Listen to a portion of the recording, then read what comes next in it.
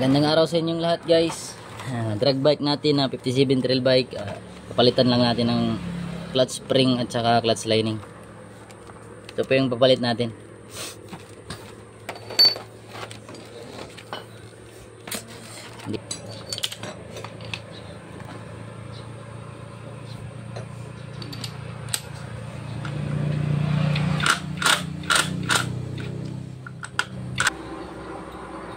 Tatlong spring lang kasi yung gamit namin na mga ano na halatang nilipasan na ng panahon. So, ito yung gagamitin natin ngayon. Pitch bike pa rin ito pero tingnan nyo yung haba. Malaki ng diferensya. So kaya weak na talaga ito. Kaya nakapag-decide ako na talagang i-replace na natin. Ayan. Tapos yung lining kasi natin na gamit, so wala na din. Ito.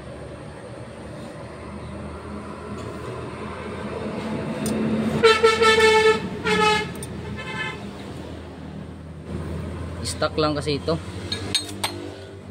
Standard. Ito, clutch split natin standard lang kasi wala tayong pangbili ng mga pang lighting na mga pisa. Standard lahat ngayon.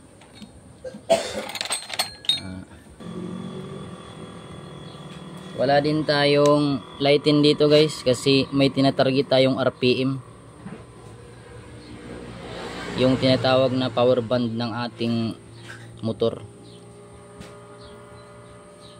Yung iba guys naglalightin sila kasi may mga purpose din yun, may mga RPM na tinatarget sila base sa kanilang mga experience. Yung sa pagtatarget kasi ng cam ay ng RPM is nakabase yun sa cam specification. Kumbaga kung anong klase ng mga cam na gamit nyo, hindi pwede yung gaya-gaya.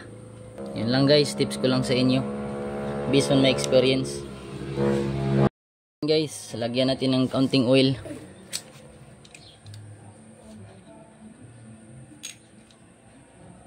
Tapos ito rin.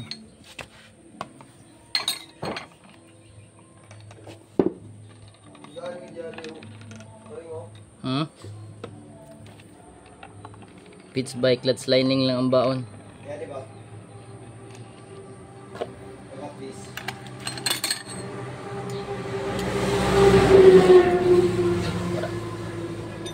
Yung iba binababad pero kami wala na kaming oras para ibabad pa ito.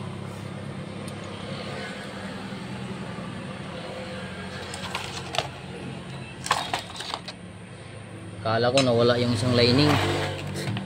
Dito pala sa ilalim guys. Nantika na akong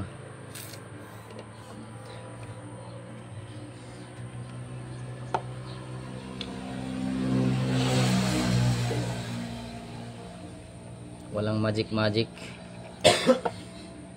purong stock, pure stock lang.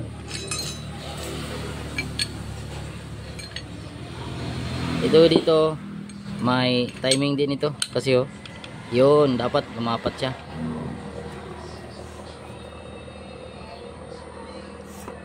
Yun lumapat na.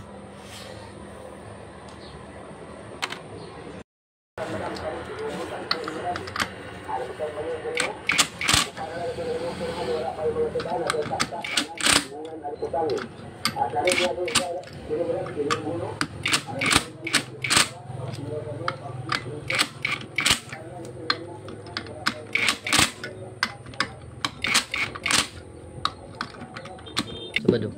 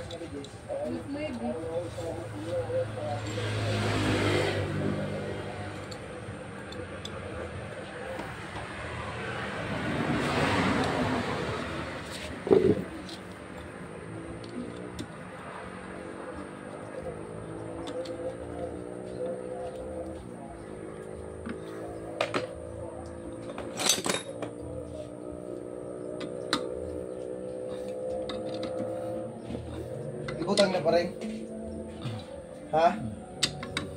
Utang basta ako.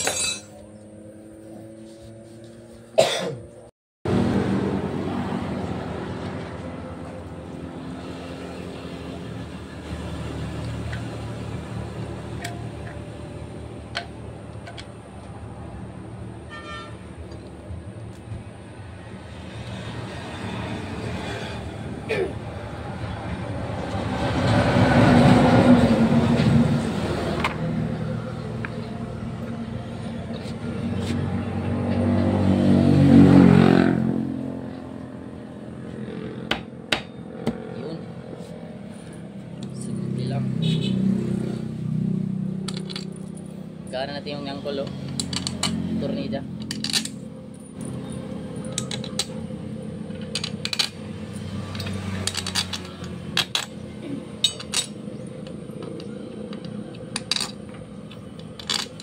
Dugay tungod sa kuan, let's spring ako sud. O kuan. Dahi. Pero mo tin sa strap na. Wa yung paggamit. Dahi. Wow, sa malihok na to. Grabe ang adrenaline ba? Wala na igas kita. Mo, yoy.